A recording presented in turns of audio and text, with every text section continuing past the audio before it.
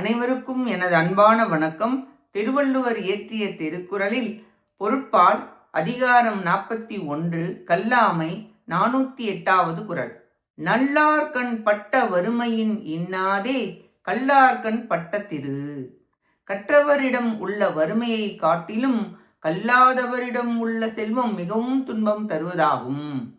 செல்வத்தை ஈட்டலும் காத்தலும் பயன் கொள்ளுதலும் அறிவுடையாருக்கே இயல்வனவாதலால் கற்றவரே செல்வத்திற்கு உரியவர். ஈட்டுதல் முதலியன அறிவிலார்க்கு இல்லை என ஆதலால் அவர் வறுமைக்கு உரியவர். அப்படி இல்லாமல் கற்றவர் வறியவரானாலும் ஒழுக்கம் முதலியவற்றால் எவ்வகையிலும் கெடார் என்பது பொருள்.